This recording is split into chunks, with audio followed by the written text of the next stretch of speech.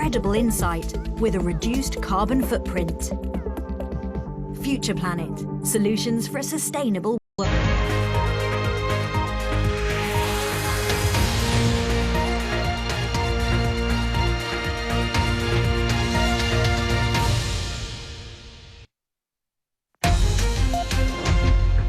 Hello, this is a report on how some people in the food-producing giant Brazil are struggling to get enough to eat. For Brazilians, it's getting harder and harder to buy food. Our money isn't worth anything. The cost of food has gone up and the salaries haven't kept pace.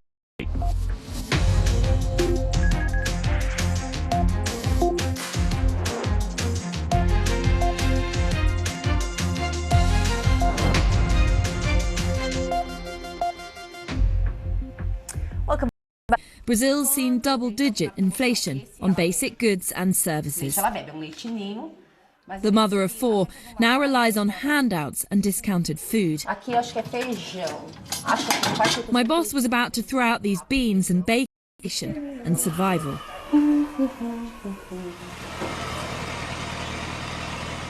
To you and I, this looks like the land of plenty.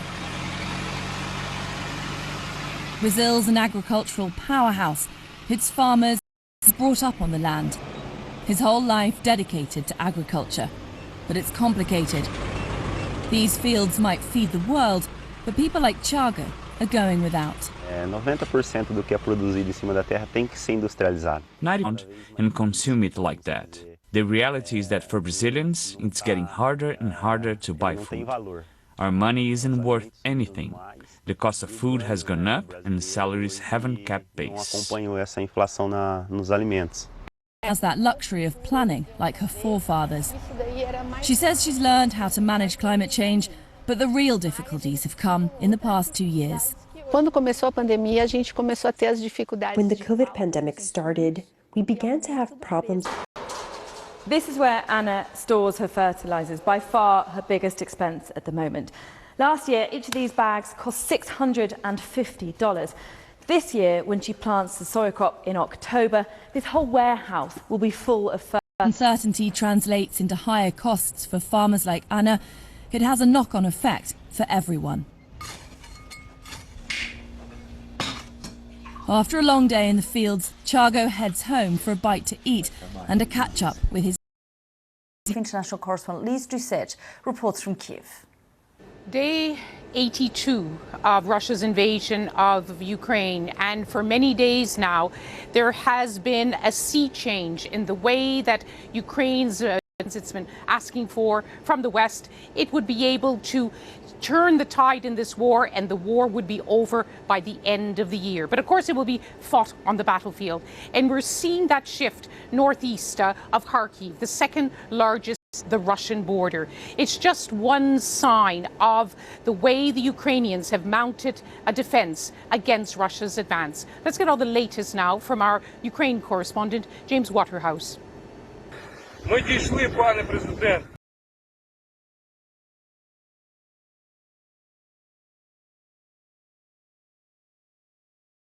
The headquarters, two sets and other staff. Many positions were abandoned, flak jackets and helmets lying around. As the Russians focus more on the east, so is NATO. Carrying out its biggest, Bruce is conducting its own military training close to the Polish border. It's Russia's ally and was a big facilitator in its invasion of Ukraine. NATO thinks Ukraine could actually get itself in a position to win this war, but that would rely, like Mariupol. We continue very complicated and delicate negotiations to save our people from Mariupol, from Azovstal. We deal with this issue on a daily basis, and the main thing is for the agreements to be. The last stand at Mariupol's steelworks are a reminder that this war is far from over. James Waterhouse, BBC News in Kiev. A war that's far from over. Of the Ukrainian delegation to the NATO Parliamentary Assembly. Yegor Chernev, thank you very much for joining us. Do we say that in principle NATO, Ukraine welcomes this bid to expand the NATO alliance, to bring in Sweden To keep their troops and equipment and army near the borders, that army will not be used in Ukraine, so it's plus for us. And the second is did not work. He expected that NATO will withdraw their force to the borders of 1997, but now he will have plus 1,200 to some questions from Russian elites inside Russia, and disbalance these elites because what for they lost their millions of dollars. The two great the alliance and power. Could that again happen if NATO continues to take these actions that Russia says it cannot accept? I don't think so. You know, Russia right now doesn't have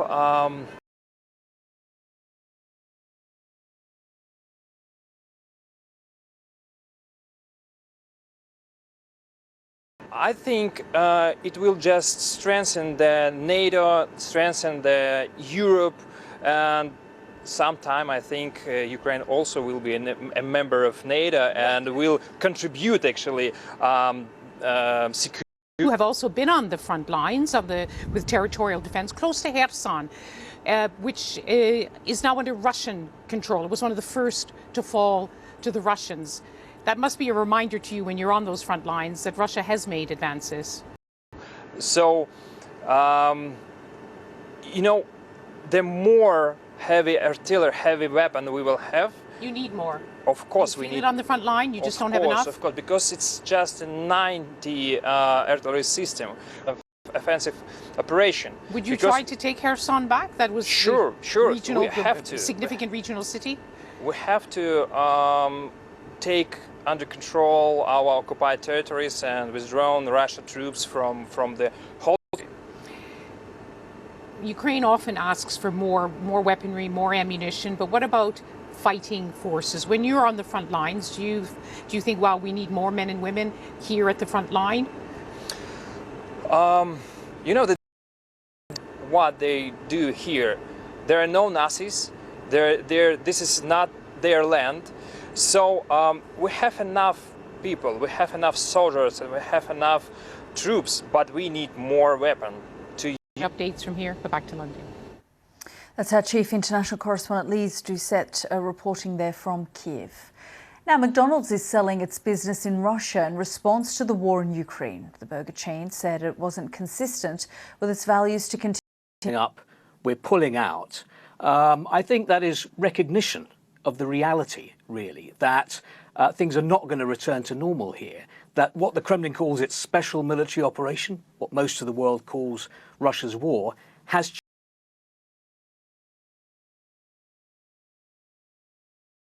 There was such excitement, such huge crowds. I had to queue for 3 hours to get in. And I remember that day, American burgers and fries and pies, they really were a symbol that day of Moscow embracing the West, you know, fast, hot food, because Russia's offensive in Ukraine has sparked international condemnation and sanctions, and the Kremlin accuses the West of threatening Russia. Our Russia editor Steve Rosenberg reporting then. We'll have more on McDonald's leaving Russia.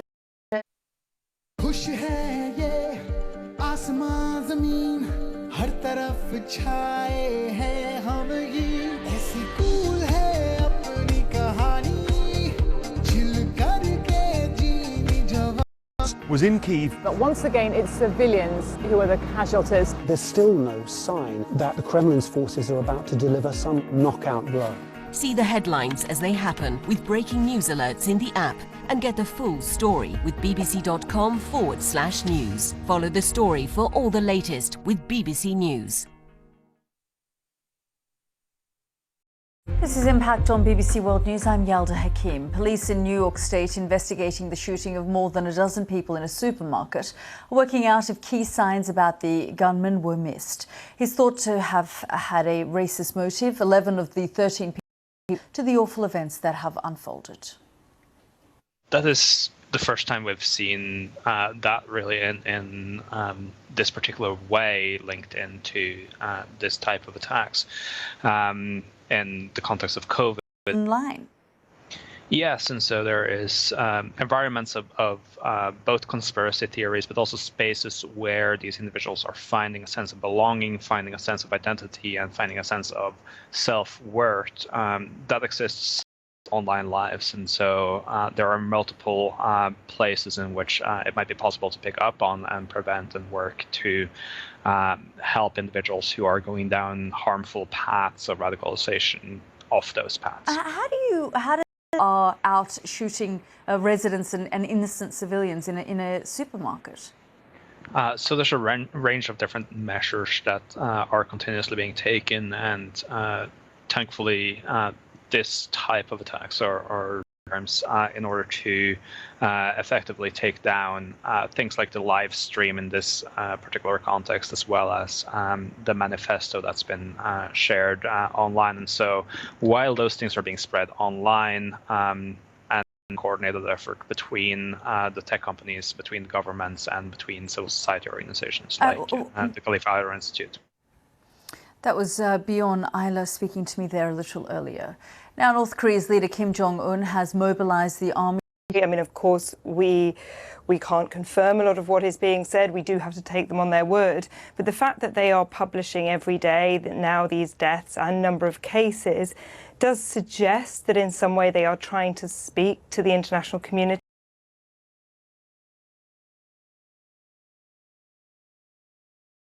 Queen Elizabeth was given a standing ovation at her Platinum Jubilee celebrations. Began with an equestrian event on Sunday. The event was held at an arena close to Windsor Castle and staged by the Royal Windsor Horse Show. The Queen horses. Despite ongoing mobility issues, the Queen walked to her seat in the royal box, where she sat with a blanket over her knees. At the end of the show, she made a lap of honour of the arena in her car.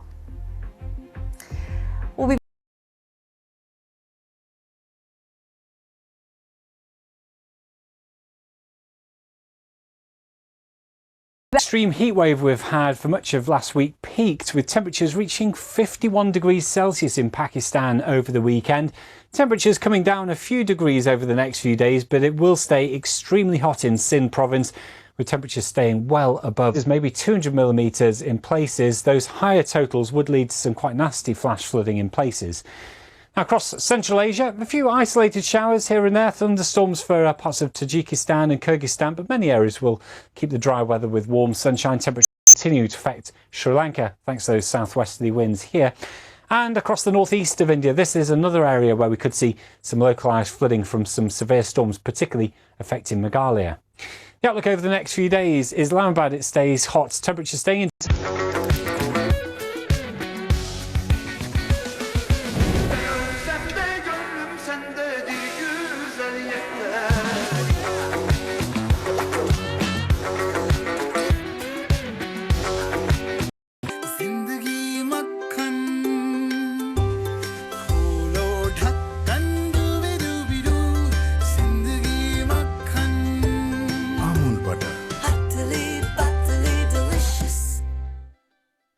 Find out from the big bosses of Airbnb and the cruise ship giant Carnival. So join me, Aaron Heselhurst, on Talking Business Weekly, here on BBC World News. In Afghanistan, the Taliban are growing increasingly hard-line with new rules. This is BBC World News. I'm Yalda Hakim. The headlines. Ukrainian troops have filmed themselves replacing a marker post at the border with Russia. They claim Russian forces have previously held the territory near the city of Kharkiv before being forced back. Now on BBC World News, the latest business news from across the globe. World Business Report.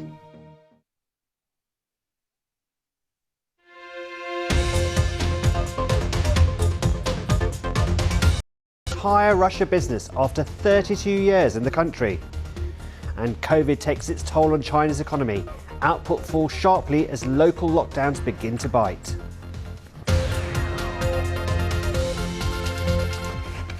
Talk to our business correspondent Michelle Fleury. Michelle, not a surprise entirely, but still a pretty significant move. Yeah, I mean, look, here you've got this company that pulled out in March. Initially, it was criticised.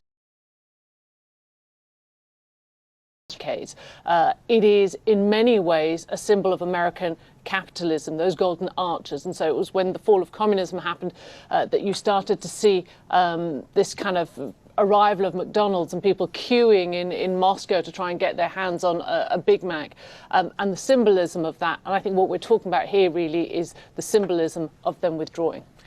And there are other American brands out there, the likes of Starbucks, KFC, Pizza Hut. Will this put pressure on them to, I mean, they know they've suspended their... To be pressure from companies to consider what they're going to do going forward. If you have assets there essentially lying dormant or closed, how sustainable is that? So just on a practical level, let alone the kind of moral dimension, if you like, of all of this, there is a lot for... Under the weight of its zero-COVID policy. Industrial output fell just under 3% as lockdowns limited the ability of factories to operate. Consumers in the country appear to be tightening their belts, with retail sales down by 11% in April alone. The government... The restrictions that have been placed for COVID are relaxed. I think that the demand will come back very strongly. China won't get its 5+% growth rate this year for GDP, but it may get around 4%, because I think there is true demand in the economy.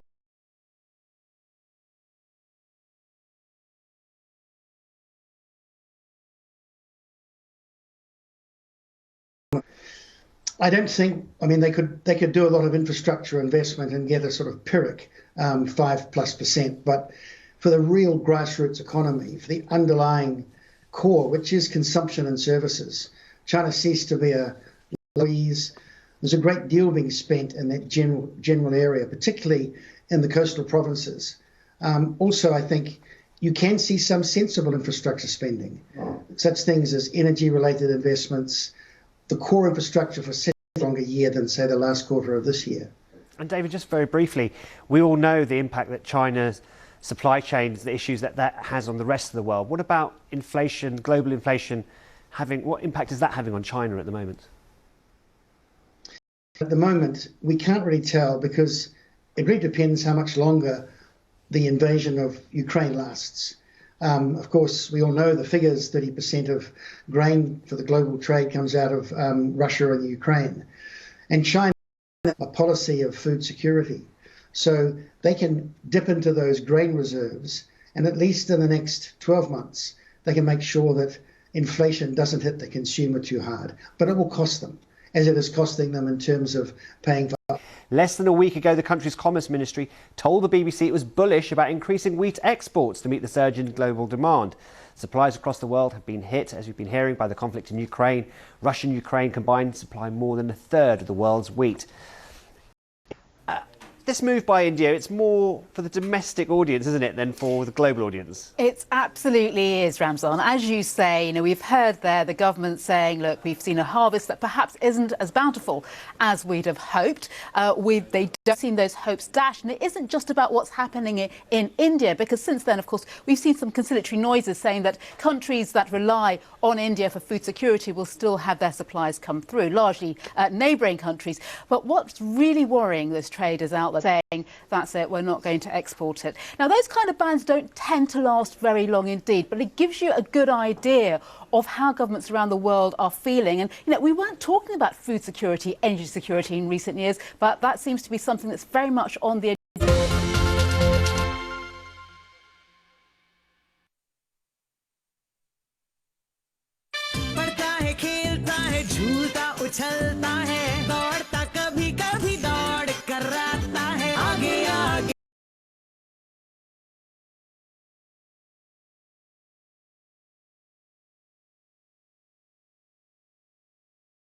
Specialist since 1933. Barso se sarso. This is a residential building. There's a real sense that the danger, the conflict is coming closer, and a feeling here now that nowhere is.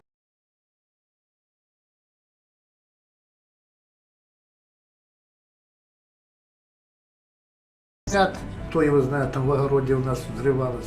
И этот свист еще до сих пор в ушах. On February the 24th, everything changed. A man who turned to politics just 3 years before was now facing down the from climate change, population growth, and fractured supply chains. But might these shocks to our system actually be a catalyst for positive change? We have to wake up and we have to feed the world. That's a big job. Can farmers sign?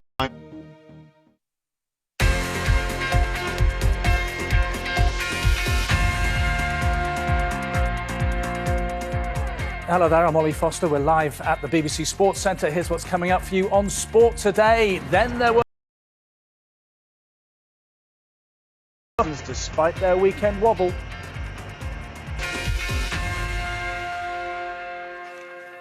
Hello there, welcome along to you wherever you're watching in the world. We now know the 4 teams that will contest the East and West Conference finals in the NBA.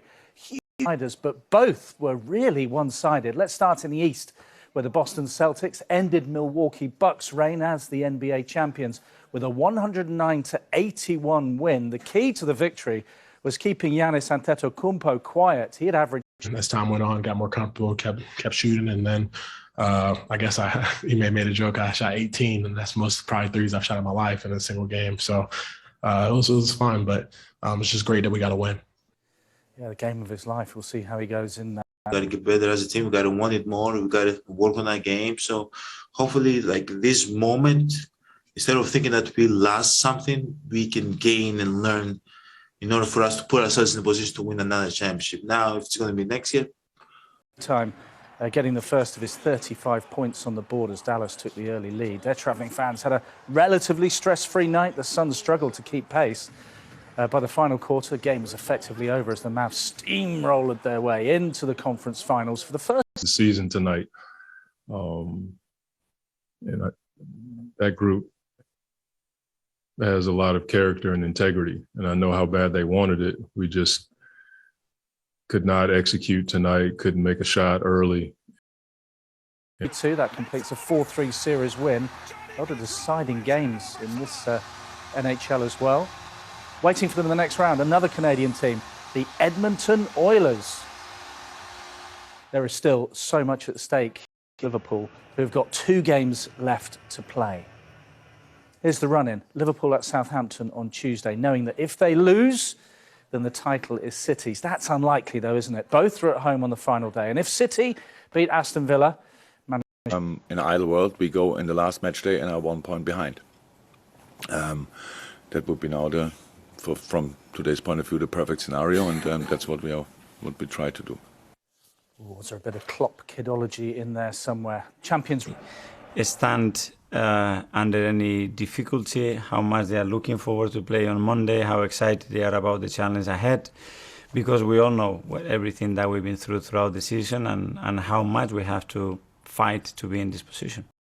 Football Society for Racism. Brentford say they've offered support to the players' families and will fully cooperate with the investigation and any subsequent legal proceedings.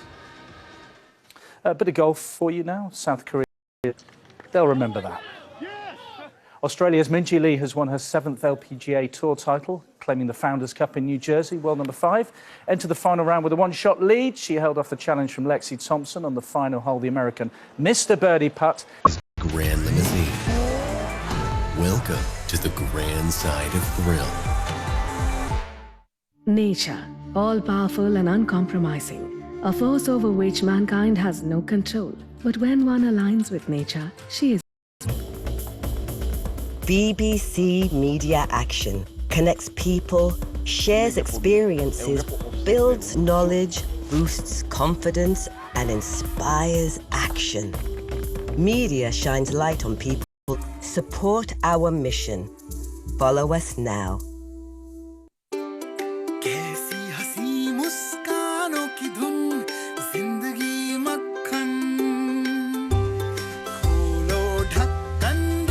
The rest of the world would be devastating. And correspondents covering both home and global events get a deeper understanding and find out what is really going on. BBC World News America. Meteorite hit the structure at 8 kilometers a second. So we want to make it safer for astronauts. So we are using graphene, which is 200 times stronger than steel. This is the model we are working on. Shown here is a sheet or a panel Many models have been 3D printed in plastic, but a large-scale model is being woven out of graphene-coated carbon fibre. Yeah, this is a 3K carbon fiber, so it's very thin, as you can see.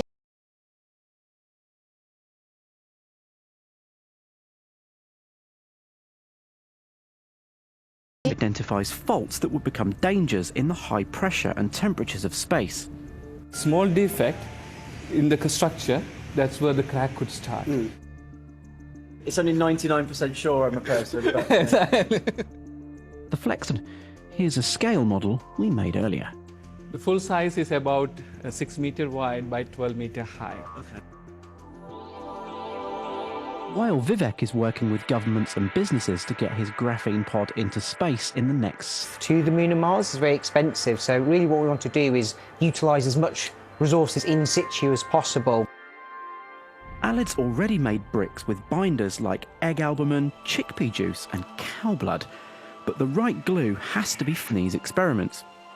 In some ways it seems, quite feasible, but it would probably also damage the health of the astronaut. That one says urea on it.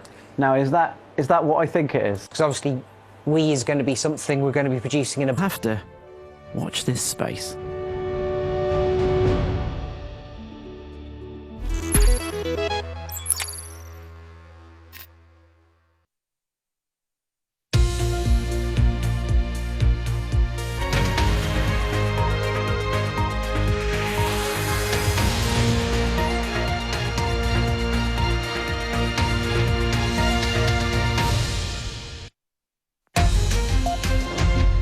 Hello, this is Impact. People are going hungry, and if the worst is yet to come. Also ahead, Ukrainian troops replace a border marker painted in their national colours of blue and yellow in an area they say was previously held by Russian invaders. McDonald's announces it will stop doing business. Police investigate the mass shooting at a supermarket in Buffalo, trying to establish if the suspect was acting out of racism. That's all coming up here on Impact.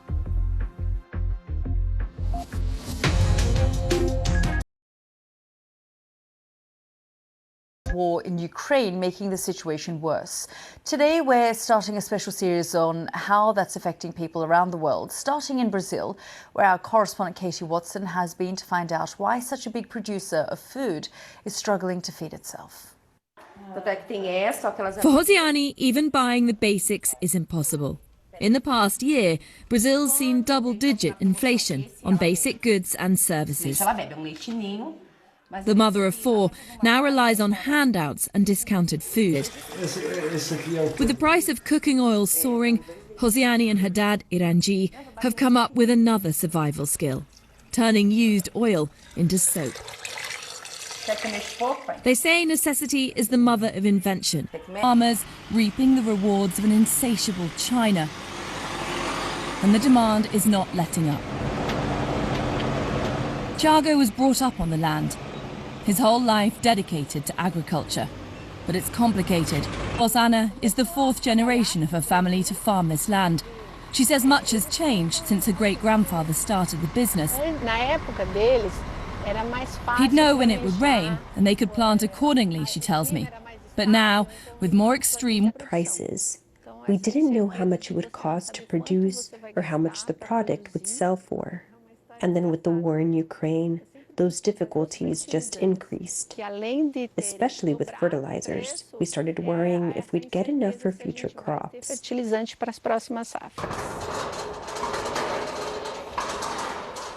This is where Anna stores her fertilizers, by far her biggest expense at the moment.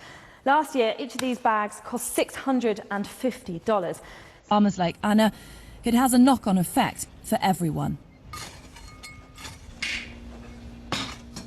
After a long day in the fields, Thiago heads home for a bite to eat and a catch-up with his young family. His wife, counsellor at the International Monetary Fund, he described how we're in a perfect storm globally.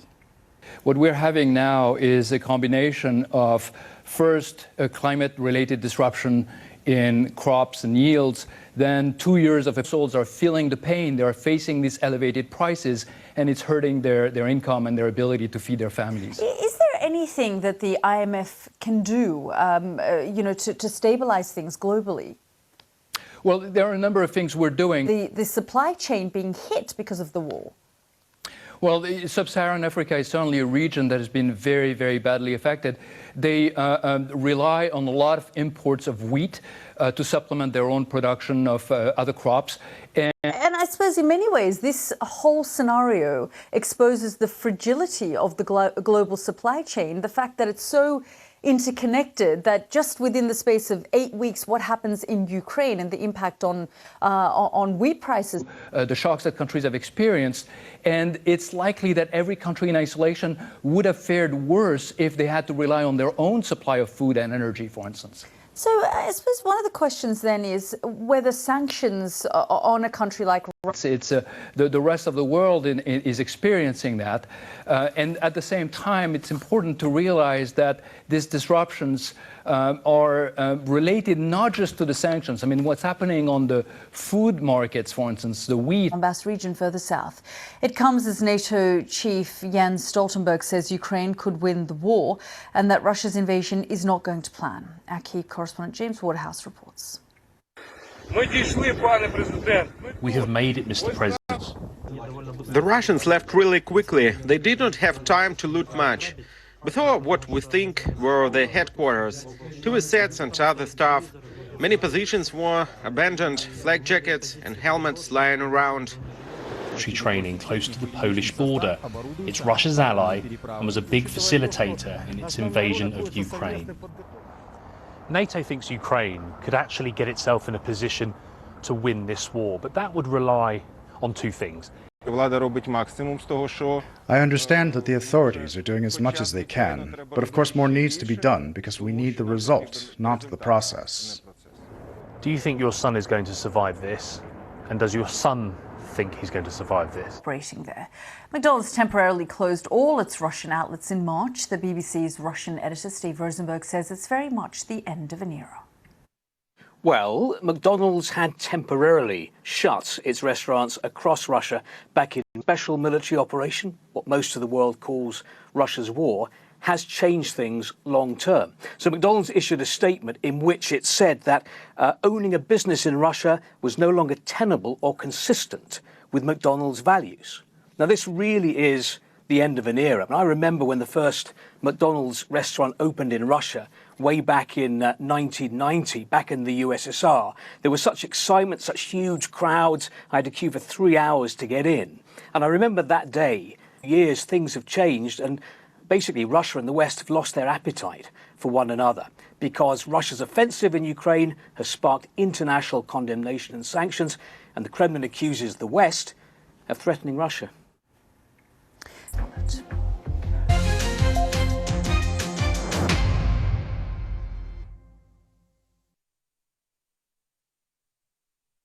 One person can cause an effect.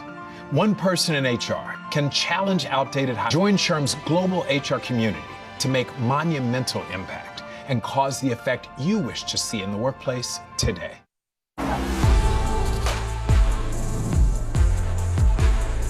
Indulge in the luxurious parliamentary election.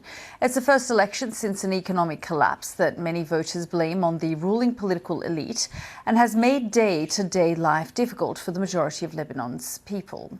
Our correspondent Anna Foster is following events in Beirut. She told The problem with the turnout is that the Lebanese political system is structured in such a way that it makes change quite difficult. After the civil war, they built this system that was designed to stabilize the country, designed to give different religions and different sects, 10 of them, who will take their seats in the new parliament. But it will be very difficult for them in those small numbers against this huge machine set up the way it is to try and make some sort of a change. And Anna, it really is this power sharing arrangement, which is also close to Hezbollah, who suggests that Hezbollah and its ally parties may have lost the majority in the Lebanese parliament. Now, that is something which will inevitably attract attention because, of course, that is a powerful bloc who've had a big say in the decisions that have been made so far. What is this crisis? They are reluctant to do it if they don't have a political system that they see is functioning and working well. Will this election provide that? It is too early to say, but there's a good chance that this will not be the answer to Lebanon's many and varied problems. Living your life. You know, a lot of Lebanese, they can't even afford Arabic bread, which is the basic food here, the price of which is regulated by law to make sure that the very poorest in society can afford it. The price of that has tripled, quadrupled just in the last few months. The testing on the streets because they couldn't get their chemotherapy drugs in the country and their lives were going to be shortened because of it. And people feel exhausted and they feel drained and humiliated and run down by all of those problems, which they blame on the ruling side the country now. They voted triple the numbers that they did last time round. People are desperate to leave because the ones who are staying, they don't see a bright or even in some cases a livable future ahead of them. Anna Foster reporting there on Tuesday. Police are continuing to patrol the area and residents say they're simply in shock. It was a horrifying scene. I've never heard gunshots like that loud. So it was very... My city and for my people, this is my community. I grew up here and I'm just in like shock. I haven't slept all night. I've been crying all night. I've been praying all night. They knew where they were going. They knew that they were targeting us, and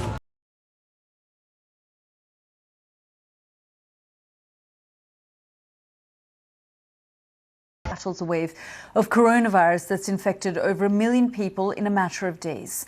State media said Mr. Kim led an emergency Politburo meeting in which he rebuked officials, accusing them of failing to distribute reserve supplies. Our correspondent Jim respond, it's yet to ask for help, it's yet to accept help. So it's an interesting situation, yes, as to what North Korea is trying to convey, whilst at the same time not quite being ready to ask for help, because of course it has no vaccines. It has repeatedly turned down.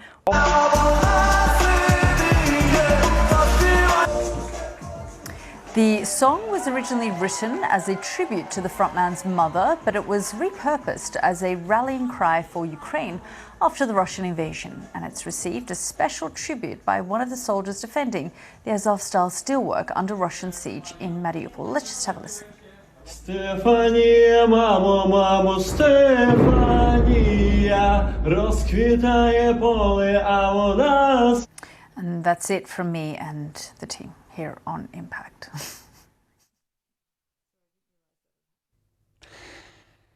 Hello there. Over the weekend, the extreme heat wave we've had for much of last week peaked, with temperatures reaching 51, spreading into parts of Kerala with a real risk of some local flooding. We could see 50 to 100 millimetres, maybe 200 millimetres in places. Those higher totals would lead to some quite nasty flash flooding in places. Now, across Central Asia, a few isolated showers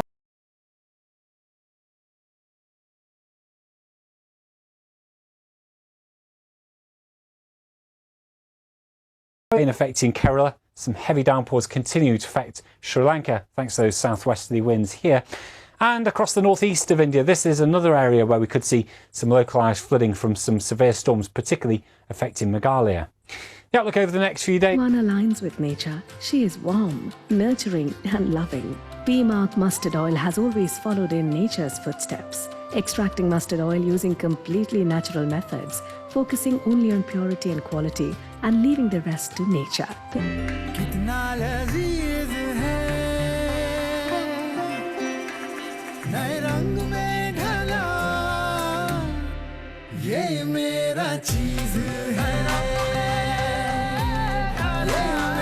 The digital representation of you that you wanted to portray to your friends.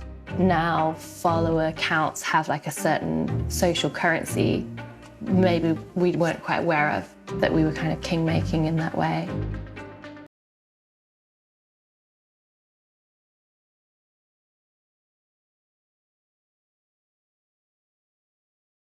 What the consequences of this period will be. This is just the beginning.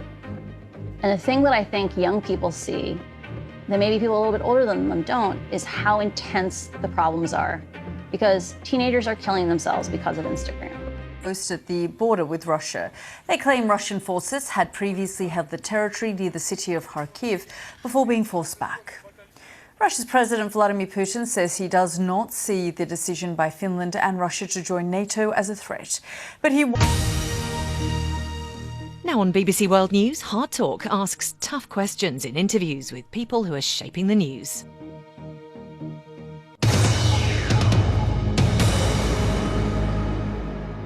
Welcome.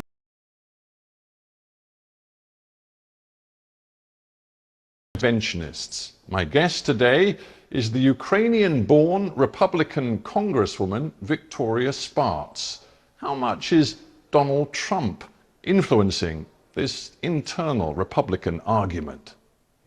Welcome to Hard Talk. Thank you. Let me start with Ukraine.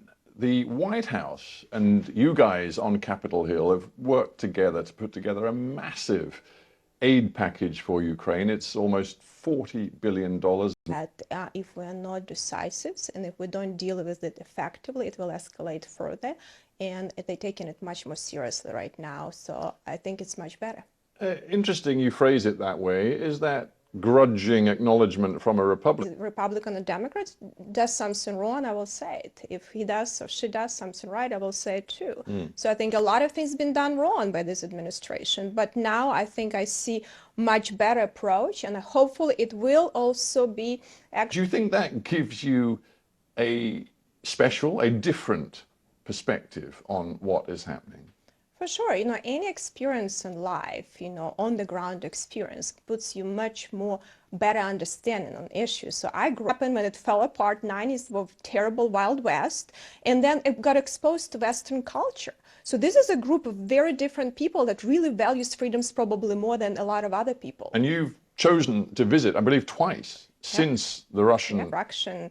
I went there, honestly, I couldn't even connect with my grandma for a while because they had no communications, no water. I mean, it was very disturbing for me to see that. But, this is really heartbreaking to see what's happened to people there. We heard there is an unpredictability and an escalatory potential to this conflict, which could get much worse.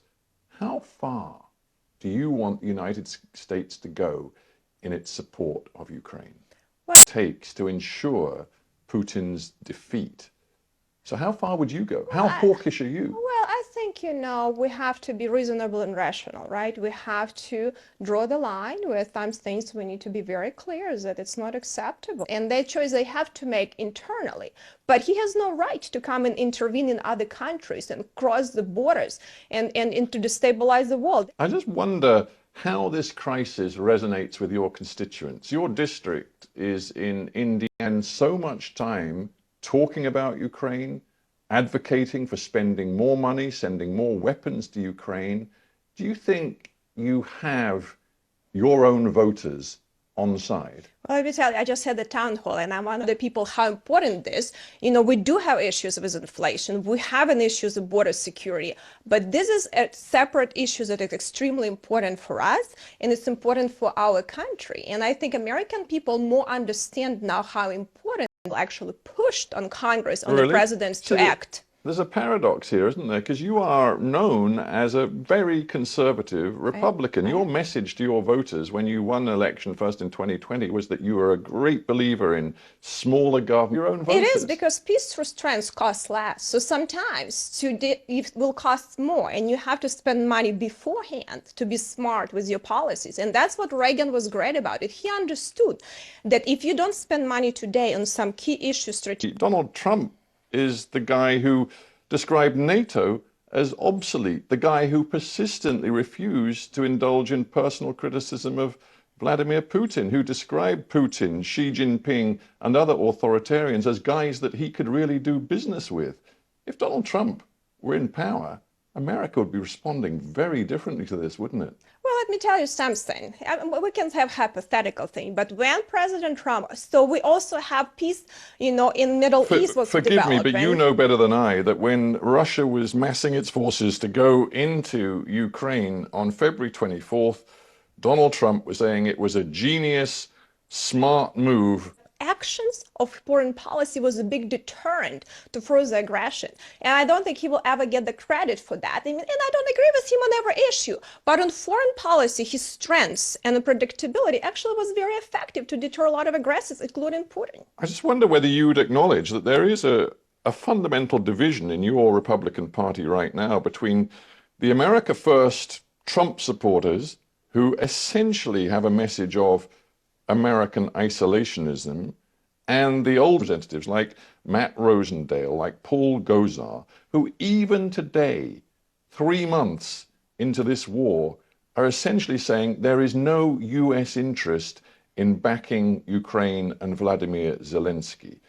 Who are allies and what is in the strategic interest of our country? We shouldn't just be involved in every war and everything. So no, but I'm specifically talking about. I'm specifically talking about people like Paul Gosar, who you sit with on the Republican benches, who said the other day. But he's okay.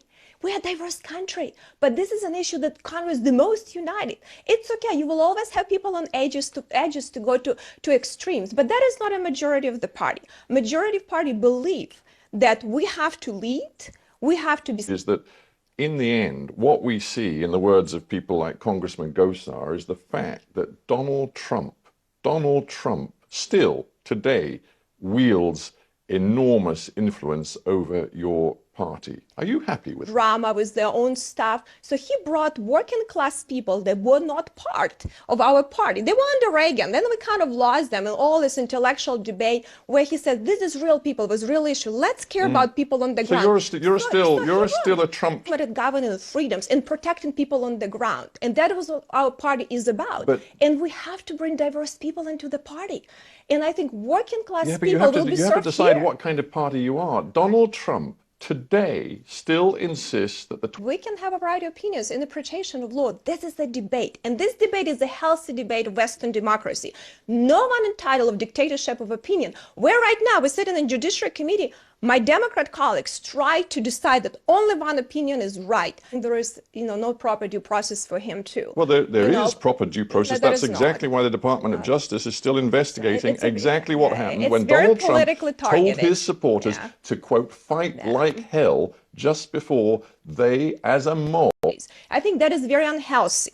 And I think President Trump brought a lot of positive things here, but he also energized a lot of very radical people that cannot get over it. So I just wonder what is unacceptable to you. For example, Congresswoman Marjorie Taylor Greene, who politicizing Supreme Court, trying to undermine fundamental principles of our republic, try to use it as a political weapon and exert undue influence on our judicial branch. That is unacceptable for me. I will protect, to tell you. The question is she, in your opinion, someone to be fit to be inside the Republican Party? I don't pay attention to what people do. Voters who decide who's fit, who's not, here on constituents, and they will decide. But I will tell you, as much as the government, and even craziest opinions, people are entitled for them. Otherwise, who is going to decide who is right, who is wrong?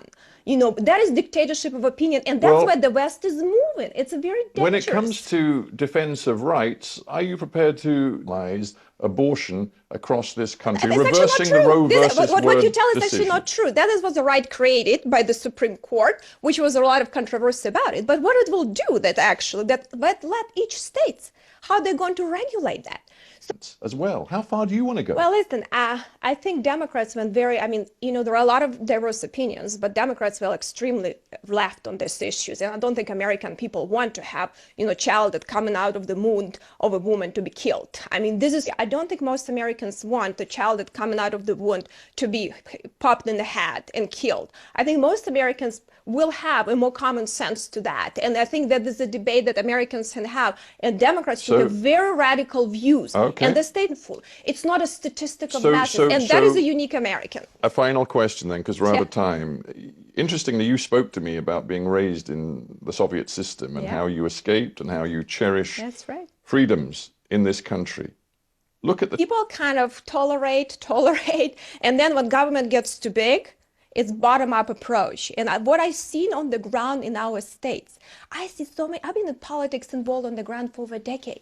I go to town hall and events, I see so many new people. We are so important to lead around the world. And by the sound of it, you'll be backing Donald Trump in 2024. Well, listen, I don't know, we'll see what's happening in 2024, but whoever is going to be Republican nominee, I'll make sure that do my best to have Republican president. All right, well, Congressman.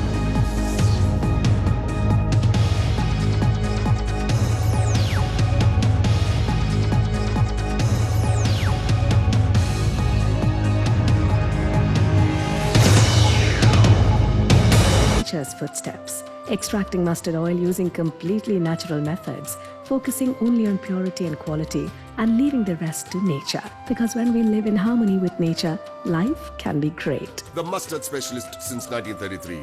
Barso.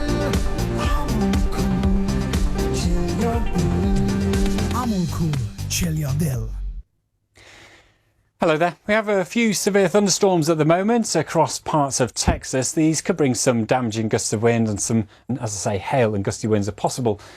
Could see some severe storms as well breaking out across the northeast, the mid-Atlantic states. The major threat, if they become organised, is some gusty winds, potentially some damaging gusts here, but otherwise thundery rain across the northeast and the mid-Atlantic. But there'll be some thundery rain moving across the Republic of Ireland. Now here's the weather picture in Africa. Dry in Egypt, but the winds could be strong enough to bring a few areas of lifted dust, some scattered thundery showers coming in from the coast of the Gulf of Guinea as well. They're still exceptionally hot. The southwesterly monsoon will continue to bring heavy showers and thunderstorms into Thailand, 50 to 100 millimetres of rain from those. And we've still got some flooding problems in Queensland from the extreme rainfall that we had last week. A few showers left over here.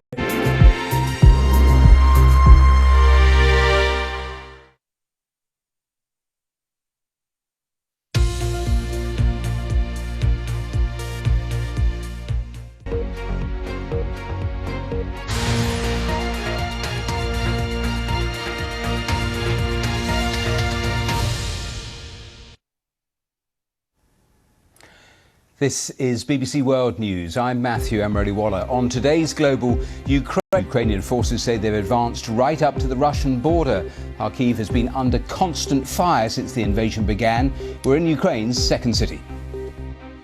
For the recent couple of weeks, Ukrainian army has liberated around a dozen villages. Warning a military expansion would trigger a Russian response.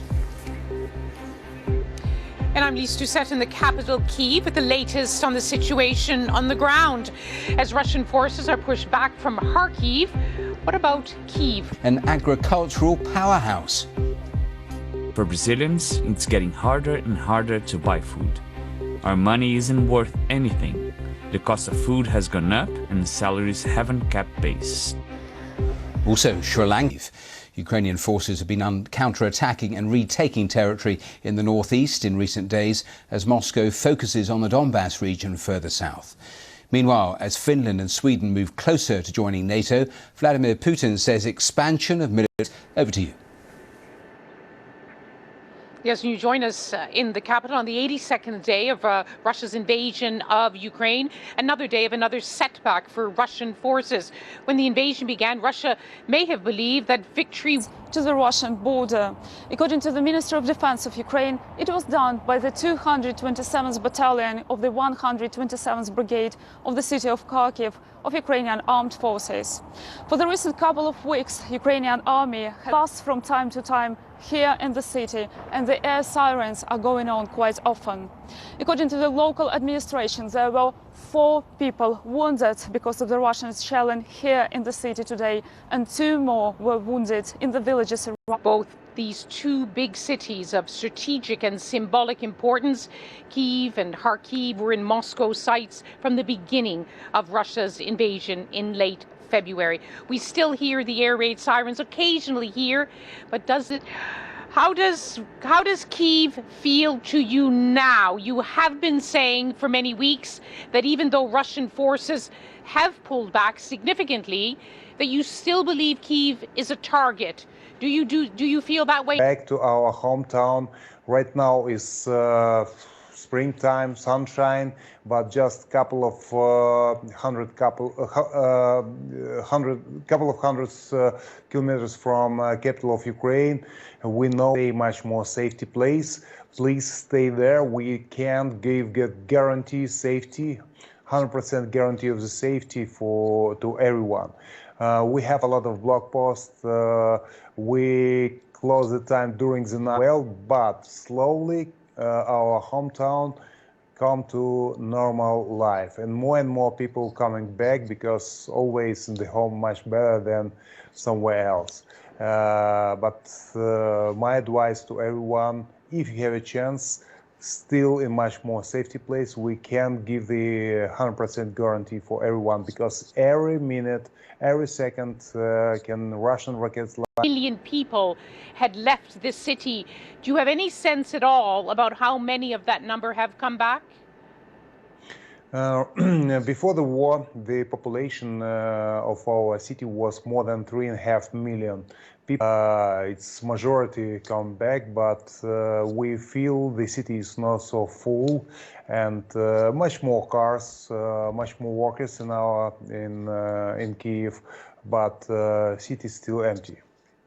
Destroyed the economy of our country, destroyed infrastructure, destroyed logistics, and yes, of course, is everything starting to work, but it worked not so well like before, and a lot of people is jobless people, and good condition make taxes small as possible, because it's time not to make the money, it's time to survive, and it's very important to give support to everyone, and also for. So just very brief, so for many months you saw yourself, you presented yourself as a soldier on the war front. Now you see yourself, you're the mayor now. I'm responsible for service, I'm responsible for capital. That's why we defend also the values what have European countries. And the reason of this senseless war is our wish to be the democratic country, the part of European family. Developing news from Sri Lanka in the last couple of hours. The new Prime Minister has warned the country has enough petrol left for only one more day. He said Sri Lanka urgently needs $75 million in foreign exchange to pay for essential imports. Let's get more on this. More dire warnings, this time from the new Prime Minister. He was giving a very bleak assessment of what was happening with the country's economy. And he already said last week when he took over that after going through the books, I will tell you what exactly. And he said he didn't want to lie. Enough diesel. They have only 1/3 or half the supply they required. Already we see the queues long, kilometers long queues outside petrol stations when I was there. Now the situation is going to get worse. And they are going to privatize the loss-making national air. That's why he's appealing to the international community to come out with the $75 million. Now, we've seen weeks of protests. Are those still going on? Because the protesters were demanding that the president, just like the old Prime Minister, had to resign. To come, but the demand is still there. They want President Gotabaya Rajapaksa to step down, and they also, many of them do not accept Mr. Ranil Wickremesinghe as the Prime Minister because they think he will be remote controlled by the governing party. Today, trying to restore power sharing there. The main unionist parties refuse to take part unless the so-called Northern Ireland Protocol is changed. Now, the protocol is part of the Brexit deal. In effect, it creates a border between Great Britain and Northern Ireland. Of Boris Johnson's problems here, lay out, I mean, how intractable are they? Got to say, you saved my job there, made my job a lot easier, Matthew.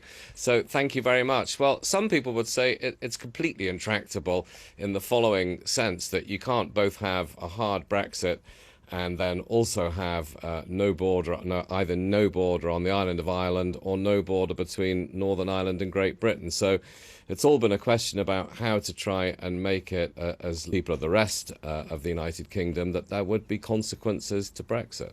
And briefly, Rob, I mean, there are a number of ifs, but if the new legislation happens, if it is used, and there is movement away from that international spectrum, it may lead to a real downward spiral in relations between London and Brussels, with goodness only knows what consequences for the UK, for the European Union and for Northern Ireland.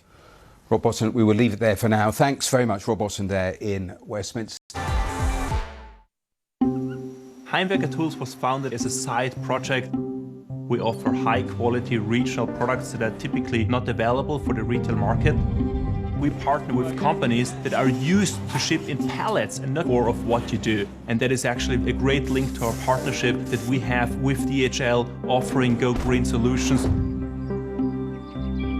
I think nowadays as a company, you need to have a strong reason why do you exist. DHL. World News. Now, the rising cost of living is impacting millions of lives right around the world. Poor harvests due to climate change have pushed up the price of food, and the COVID pandemic has led to shortages of goods and workers. Then came the Russian invasion of Ukraine, which has banned wheat exports, which could make shortages even worse. Well, over the next 2 weeks, we'll be meeting the people and businesses being hit hard by rising prices with reports from BBC correspondents around the world. Well, today we start in Brazil and start with our South America correspondent, Katie Watson. For Hosiani, even buying the basics is impossible. In the past year, Brazil's seen double-digit inflation on basic goods and services. I have a special word for it. The jeitinho brasileiro, or the Brazilian way. When life is hard, jeitinhos make the difference between starvation and survival.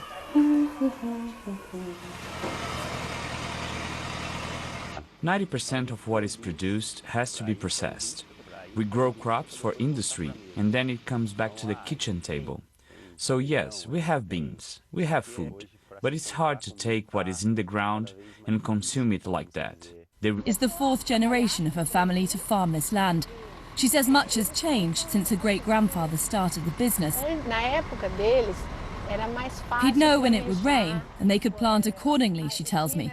But now, with more extreme weather, those difficulties just increased, especially with fertilizers. We started worrying if we'd get enough for future crops.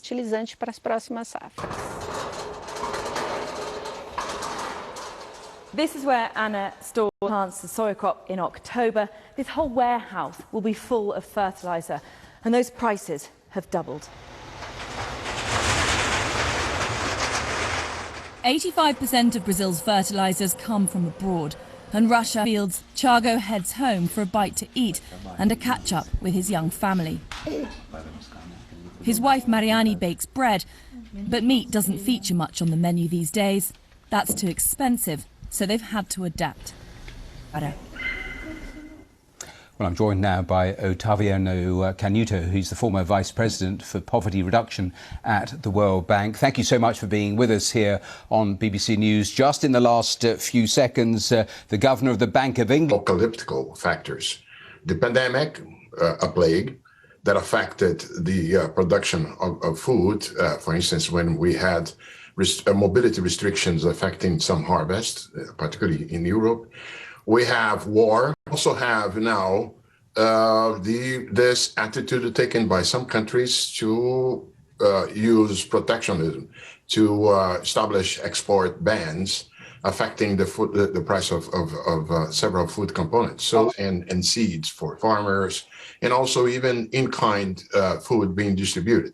But the problem is that many low-income countries are undergoing now a situation inherited from the pandemic times, which is a high protectionism. India, Indonesia, choosing options that exactly seem to potentially exacerbate the problem. Yeah, we saw today already the spike in the price of wheat after in the ports in Ukraine, in the ports that are currently occupied by the Russian armed force. And before the world finds ways to circulate the remainder of really hot in Sindh province, with temperatures staying well above the seasonal average, so still dangerous levels of heat. Meanwhile, across southern India, monsoon-like rains will be spreading into parts of Kerala with a real risk of some local flooding. We could see 50 to 100 mil affect Sri Lanka, thanks to those southwesterly winds here. And across the northeast of India, this is another area where we could see some localised flooding from some severe storms, particularly affecting Meghalaya.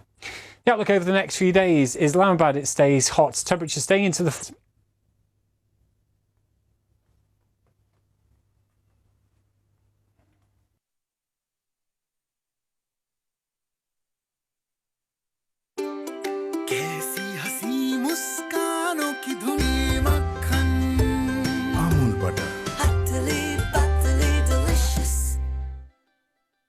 Nature, all-powerful and uncompromising, a force over which mankind has no control. But when one aligns with nature, indulge in the luxurious, the most spacious, and supremely comfortable BMW 3 Series Grand Limousine. Welcome to the grand side of 3. It's important to remember that this is a negotiation.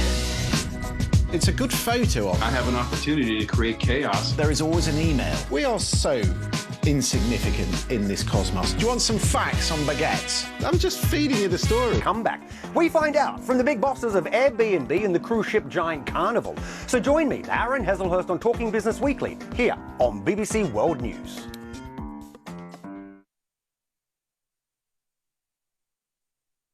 Began. Vladimir Putin responds to moves of Sweden and Finland joining NATO, warning a military expansion would trigger a Russian response. Also on today's programme, we're live in Buffalo as the authorities there say back to their own border near the country's second largest city, Kharkiv. Ukrainian forces have been counter-attacking and retaking territory in the northeast of the country in recent days as Moscow focuses on the Donbass region further south. Here's James Waterhouse. Before what we think were the headquarters, TV sets and other stuff, many positions were abandoned, flak jackets and helmets lying around. As the Russians focus more on the east, so is NATO. War, but that would rely on two things. Either the Russians retreating completely, something that is looking very unlikely, or the Ukrainians themselves forcing them out. And President Zelensky has already admitted that he doesn't have the military means. Well, let's speak to our World Affairs editor, John Simpson, to take stock of where we are. And John, the pushing out of Russian forces from Kharkiv, just how significant is that, do you think? Oh, it's really significant. I mean, we've had two... I mentioned there in the headlines, Vladimir Putin talking about Finland, talking about Sweden and NATO. What did you make of the variety of things he said today? Well, of course, I wanted to look very much at the kind of level of threat. Kaliningrad, which is that little bit of Russia cut off from the main part of Russia between Lithuania and Poland. But that would be a really serious move, and it doesn't look as though he's going to do that. Certainly not about the least favourite Western European leader in Kiev, and so kind of anything goes when you're if you're Zelensky talking about him. Some hinted at ways of trying to help Putin to get out of the situation that he's in. It's that off-ramp expression that became quite familiar with us, and in deep respect. A final thought from Vladimir Putin. He was there at that security conference talking there and said an interesting thing, because he said he'd obtained documentary evidence of components of biological weapons being created near Russia's border. Experimenting with weapons like this.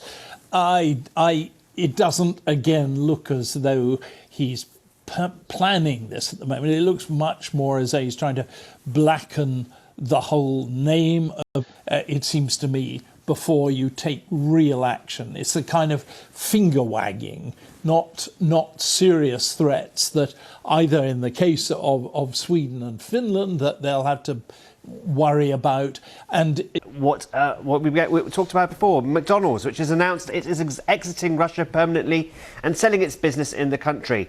The American fast food giant said a local buyer will be sought. It's one of many Western chains that have partly or fully paused their operations. Well, McDonald's had temporarily shut its restaurants across Russia back in March. That's when a lot of international companies and global brands had suspended their operations. The fact that McDonald's has now come out and said, look, that's it. Remember when the first McDonald's restaurant opened in Russia way back in 1990, back in the USSR. There was such excitement, such huge crowds. I had to queue for 3 hours to get in. And I remember that day, American burgers and fries. The current heat wave has damaged millions of crops across the country. Supplies across the world have also been hit by the conflict in Ukraine. Russia and Ukraine combined could supply more than a third of the world's wheat. Prices have risen around 60% this year. As you say, less than 10% of it is actually exported.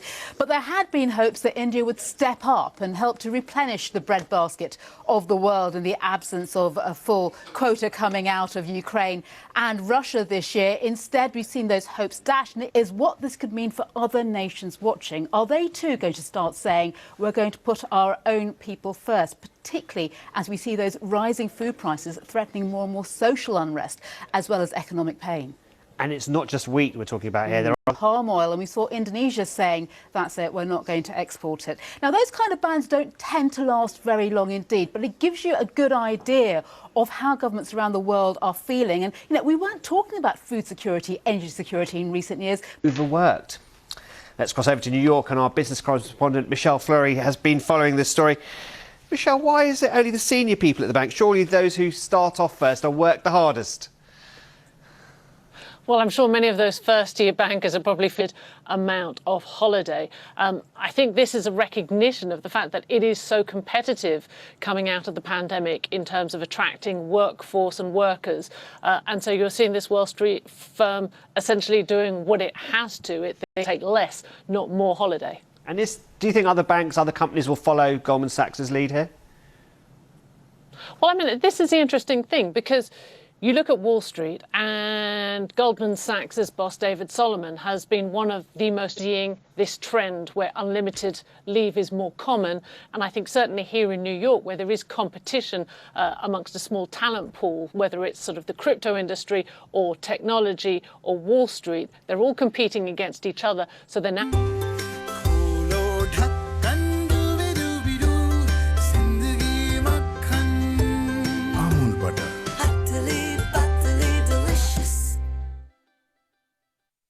Muya was a hell. Behind meaningful.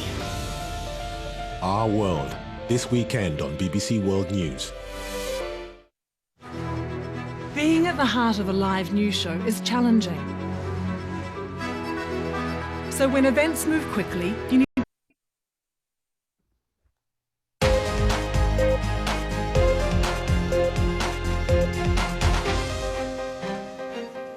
Welcome back to Global here on BBC World News. Now to the United States. An investigation Biden and First Lady Jill Biden will visit Buffalo on Tuesday. Well, let's speak to CBS correspondent Bradley Blackburn, who joins me live now from Buffalo. And Bradley, what do we know about the suspect's radicalization, first of all? And the suspect describes himself as a white supremacist and an anti-Semite, Matthew. So they're reading through those documents and hoping that it offers some clues as to how he wound up at this place.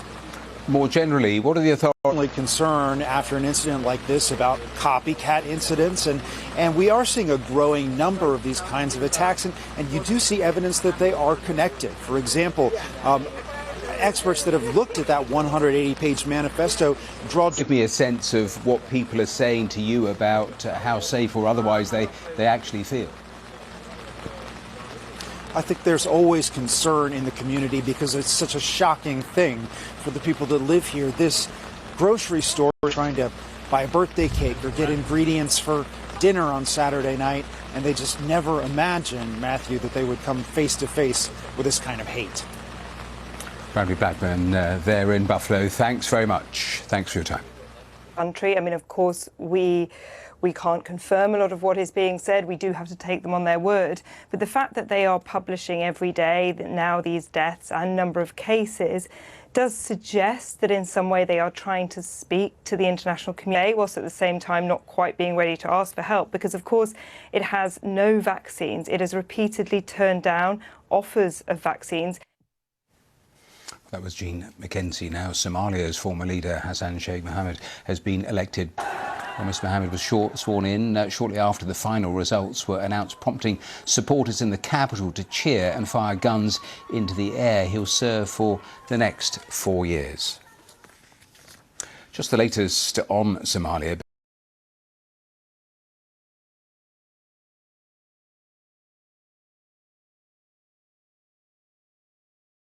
It's a group closely affiliated to al-Qaeda, so a redeployment there of American troops, several hundred American troops being sent to Somalia. So we'll keep an eye on that and bring you more. Returned to their homeland to continue to fight. The group was greeted at the border with Poland by Ukrainian military personnel with a bouquet of flowers before being launched into an impromptu version of the winning song.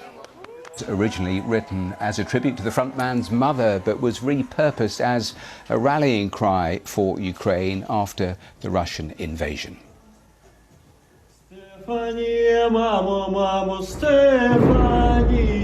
Short break in a moment or two. One more story to bring you, because stargazers right across the world were treated to a super blood moon overnight. Have a look at these pictures, because the effect was created by a lunar eclipse, which is when the Earth moves between the sun and the moon for 4 hours.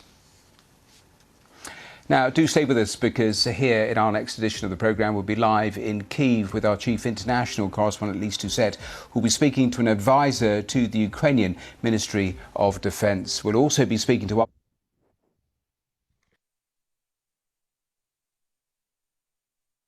Follow the food, in association with Corteva Agri-Science.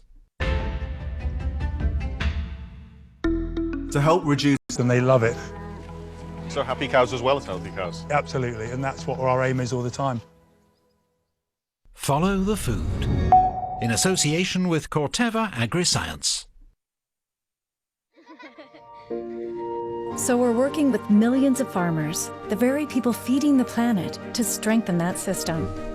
We're advising them on sustainable farming practices, maximizing yields, and enhancing food quality. With hardier crops and leading technology, longer farms. Nature, all-powerful and uncompromising, a force over which mankind has no control. But when one aligns with nature, she is warm, nurturing and loving.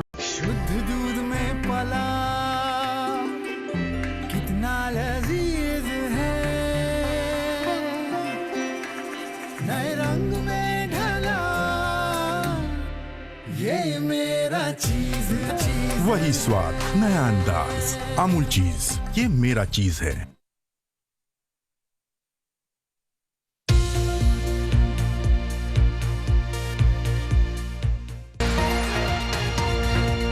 This made it harder for the Russians to hit the city of Kharkiv with artillery. Vladimir Putin responds to moves of Sweden and Finland joining NATO, warning a military expansion would trigger a Russian response. Slammed her against a wall during an argument.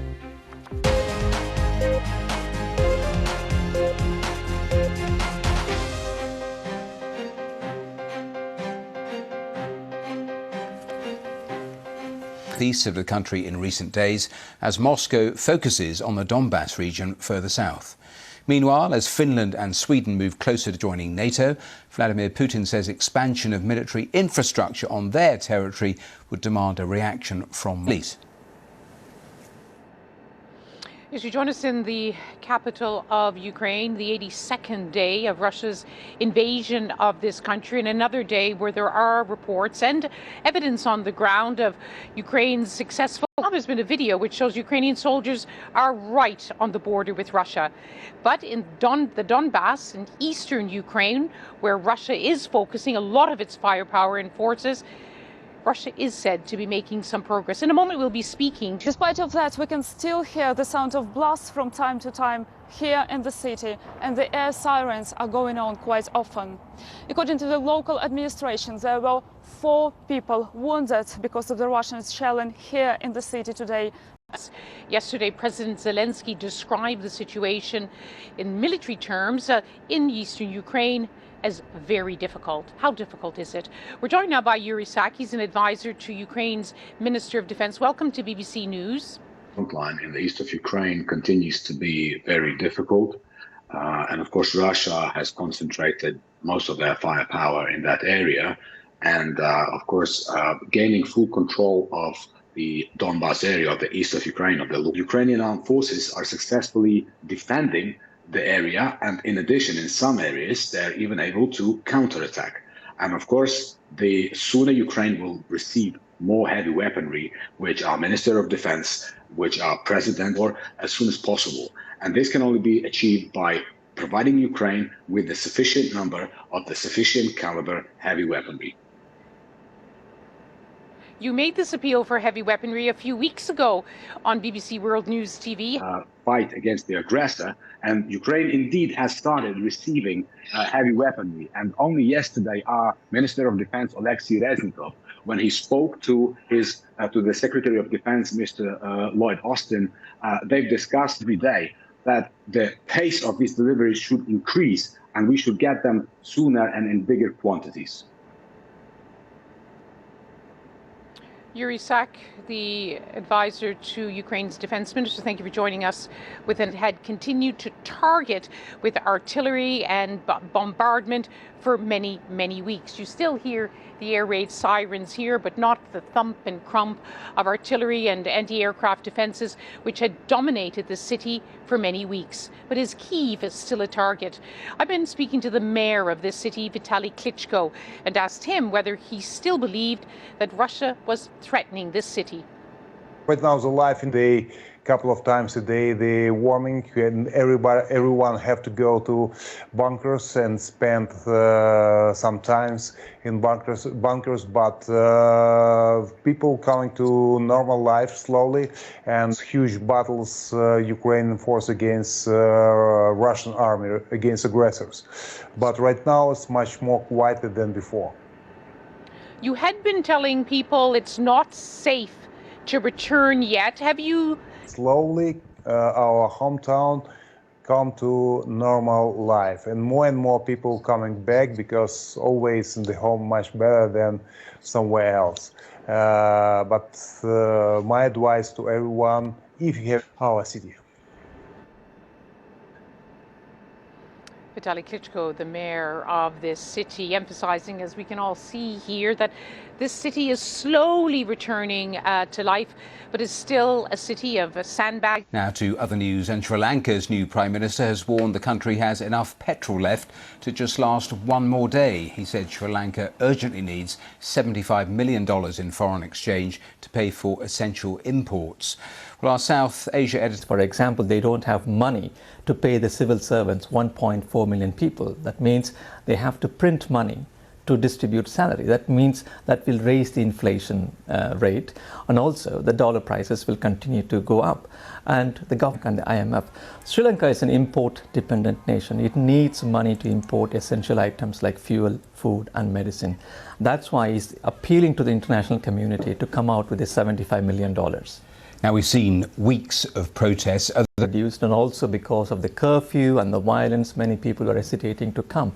But the demand is still there. They want President Gotabaya Rajapaksa to step down.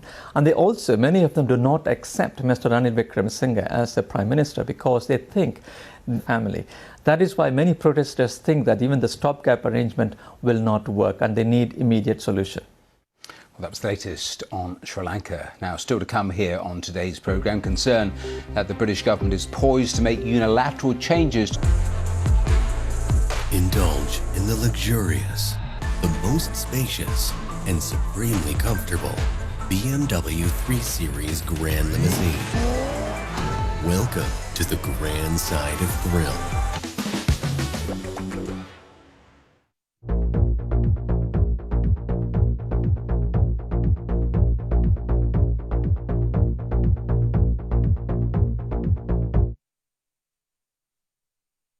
BBC World News. Now, is the British government about to try to override parts of the Brexit agreement? Concern is rising in Brussels, Dublin and Washington that legislation is going to be introduced giving Boris Johnson the power to do that, and that could come as Great Britain and Northern Ireland in the Irish Sea. Goods, like food products, are inspected when they arrive from Great Britain.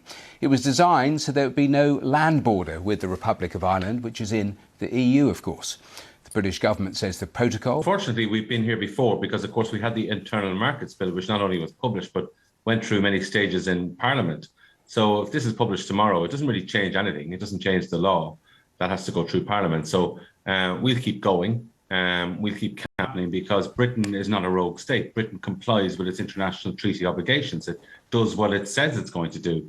It's a Western democracy. So I know that's one aspect that gives me confidence. And of course, that's the way various previous threats have worked out. But also I know as well, be a stable relationship with Britain. We have the protocol agreed, we have the trade and cooperation agreement agreed, and they set out the basis for our relations going forward. And I think that we should be building on those relations, working to develop them. Sure, but the UK is really clear, and you've seen it. Solutions, and there is no doubt but that there are solutions, but it does require people to work together and not issue threats. And there is a landing zone where we can get together on. This is an agreement that Britain entered into. There was no mention of renegotiating it. It's a black and white agreement. They will not take part unless the protocol changes. So they have that problem. And you hope that this is not going to happen. But potentially, if it does, the EU has to come up with a response. And people have even suggested a trade war. Going to help bring the situation forward in Northern Ireland. What's the solution, though, on power sharing? Because the British government saying that the Good Friday Agreement so critical. They were suggesting only last week it trumps the protocol. Look, the Good Friday Agreement as well requires action by both to listen to the voice of business, and all polls in Northern Ireland show the voice of business is the most trusted voice on the protocol in Northern Ireland. Overwhelmingly, business supports the protocol. Yes, there have been differences, there have been changes, but by and large, they've adapted to them. Without the protocol, to the extent that we need it. Thomas Byrne, we have to leave it there, but thanks for joining us live on the programme. We're grateful for your time. Thank you. Now, after a week's break, the actress Amber Heard has resumed her testimony in the defamation trial with Johnny Depp. Sexual and domestic abuse. Amber Heard is counter-suing. She detailed further incidents during their honeymoon in Sri Lanka, in which she alleges Johnny Depp's drunken binges led to abuse. And so we were on this train and on in our sleeping car. Johnny slapped me across the face and held me up by kind of got a hold of my neck and pushed me up against the wall of the cart. Described to the court as being a beautiful, peaceful time. She said that Johnny Depp had been clean and sober. They'd been getting on really, really well. Then subsequently things started to deteriorate. That was a month or so before the honeymoon in Sri Lanka, which that led to more arguments, and there were lots of details of those rows. Remember that she has said from the outset in her counterclaim against Johnny Depp that he was subject to jealous rages and drunken binges, and so there have been lots of evidence estranged, but she'd agreed to see him because his mother had died. He'd said he needed to see his wife, but there'd been another argument. She said, she told the court that he grabbed her by the hair and hit her, and that's where those photos of the bruises had come from. She was all keeping him out of trouble. She didn't want him to get into trouble at all. Now, the case is continuing. We expect her to continue giving evidence for the rest of the day. At some point, Johnny Depp's lawyers will get a chance to cross-examine her. Phil, thanks very much. Just time to tell you that the temperature's coming down a few degrees over the next few days, but it will stay extremely hot in Sindh province, with temperatures staying well above the seasonal average, so still dangerous levels of heat. Meanwhile, across southern India, monsoon-like rains will be spreading into parts of Kerala, and we'll see top temperatures getting to about 48 degrees Celsius on Tuesday. There's that torrential rain affecting Kerala. Some heavy downpours continue to affect Sri Lanka, thanks to those southwesterly winds here. And across the northeast of India, this is another area where we could see 40s.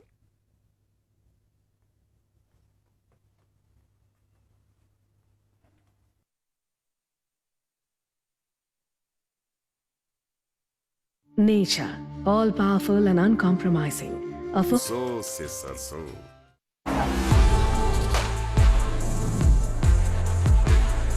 Indulge in the luxurious, the most spacious, and supremely comfortable BMW 3 Series Grand.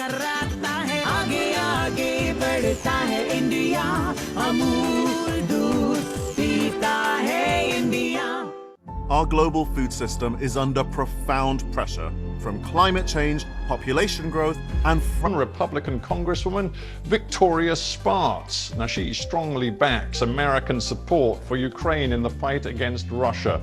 Why do some of her Republican colleagues disagree? After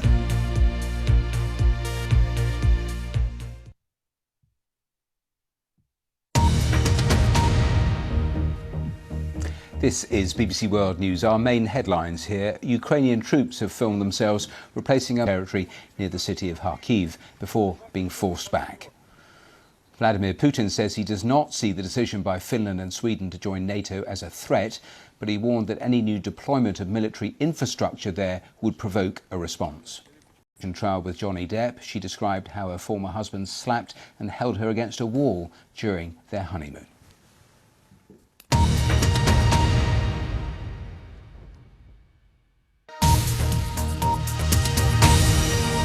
Let's go and take a look at what's on the show. Tourism. It's one of the world's biggest industries, but its journey out of COVID continues to have some mighty challenges. With COVID restricting China, where the biggest spenders come from, plus soaring energy and living costs,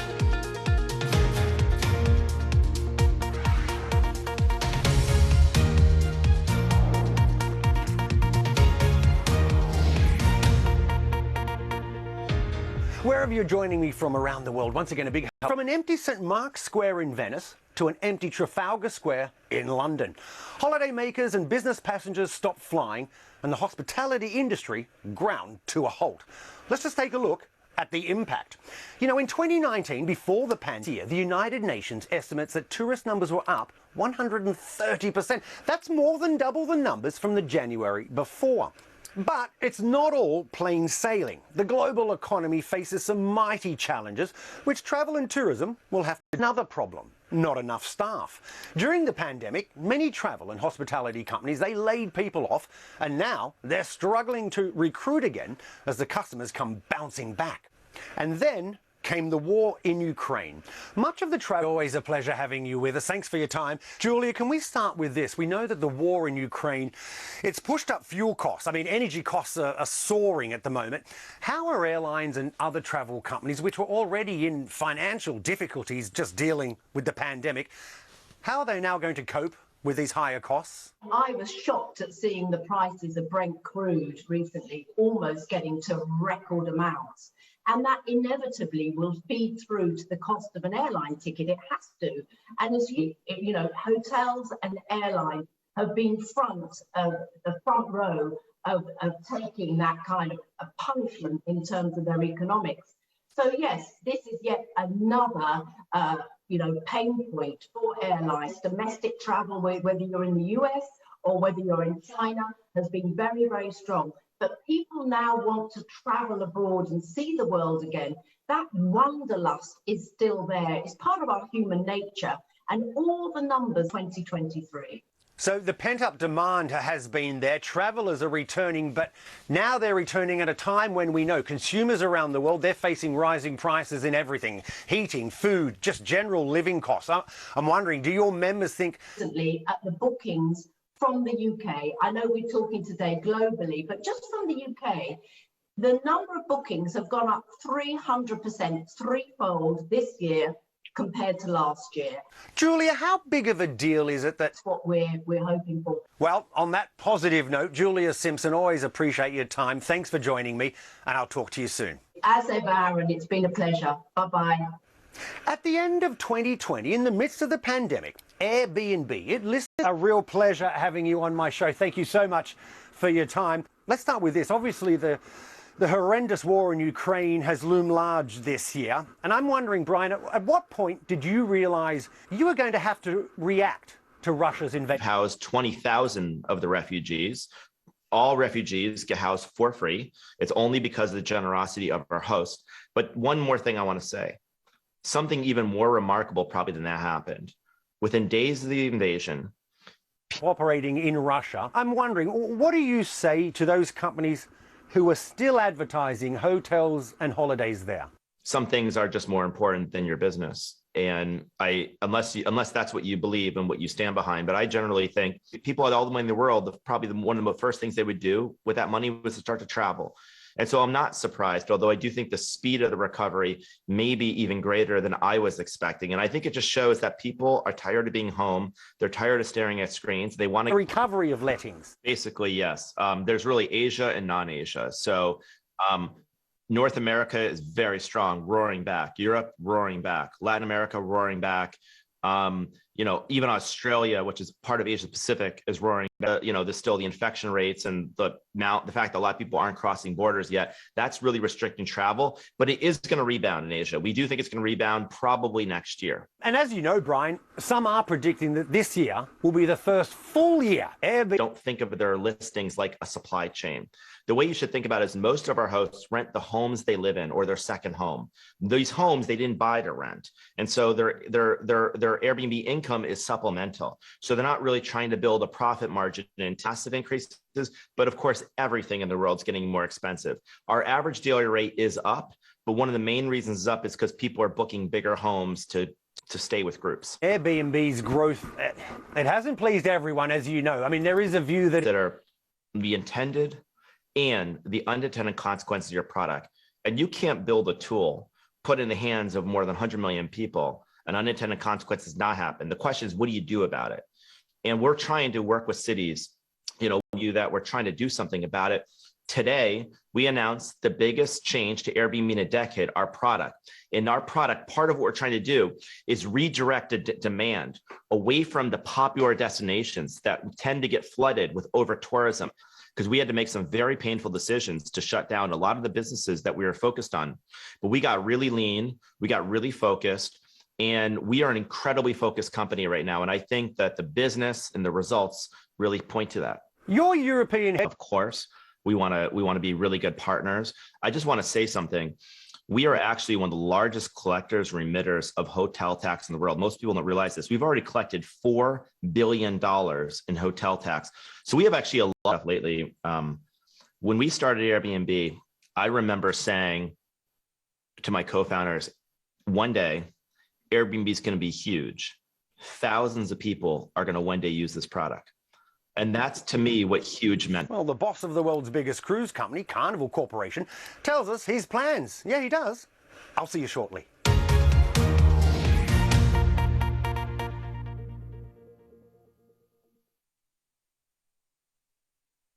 A force over which mankind has no control.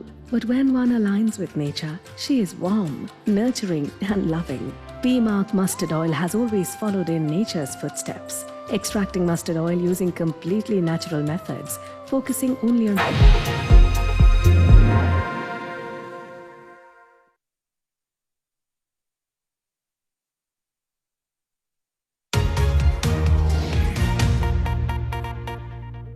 Welcome back to Talking Business. During the pandemic, because for 15 months they had to halt sailings altogether. But the message here in Miami is that they are back and with a roar, because demand for cruises is now at an all-time high. In 2019, 30 million people took cruises. A mountain to climb for these companies. That said, though, recent news from the US Centers for Disease Control and Prevention, or the CDC, that's got to be very welcome, right? Perception is everything, Aaron, when it comes to cruising. So industry bosses here are rigorous, vaccinations, monitoring, testing when you're on board as well. And the relationship in the US between the CDC and the cruise line industry has been incredibly important. So it was a big moment for the industry, where very recently the CDC dropped. Current state of play is tremendous excitement. And the reason is because we're coming back. So we'll have all of our ships sailing by the end of this year. We're looking at a path to positive earnings in the third quarter. You know, after there's port workers, whether it's Uber drivers, taxi drivers, small restaurants, tour operators, etc. It's a huge economic multiplier that we represent. If you've never cruised before, but you've seen some negative headlines about what happened during the boosted, etc. You know, they aren't super sick, so they're not really sick. It hasn't been disruptive for the other guests on board. So the experience is great. The mitigations are in place to ensure that there's containment if there is any COVID on board, which, first of all, concerning the invasion of Ukraine, our heart goes out to everybody impacted, and it's a terrible thing. How it's impacted us, we had, you know, probably about 4% of our itineraries, you know, had same crew members. And just seeing how those people's lives are impacted. And so we stand for peace.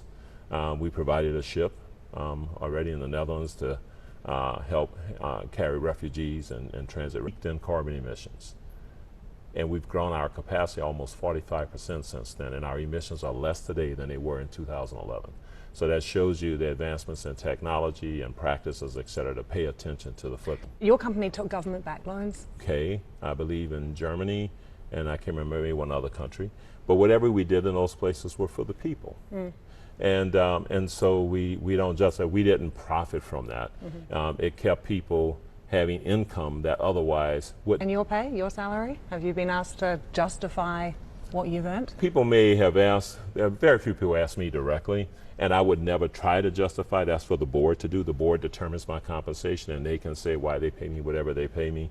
I'm comfortable. You can follow me on Twitter. Tweet me. I'll tweet you back. You can get me at BBC Aaron. I'll see you soon. Thanks for watching. Bye-bye.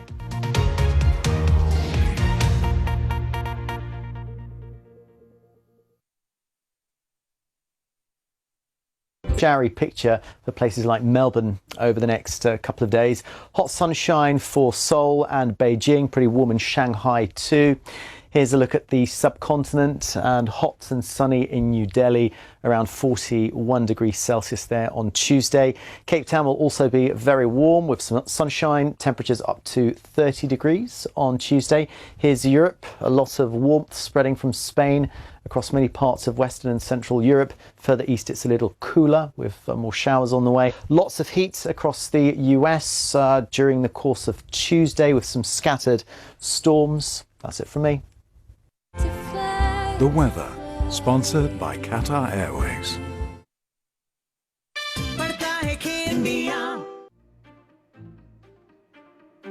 Instagram was this place where you posted your best self, the digital representation of you that you wanted to portray to your friends.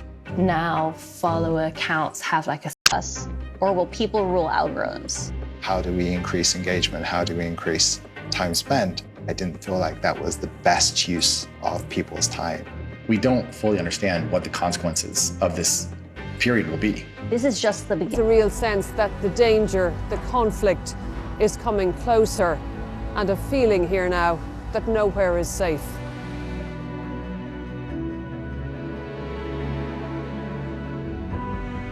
Страшно, когда мины летят, кто его знает, там в огороде у нас взрывалось.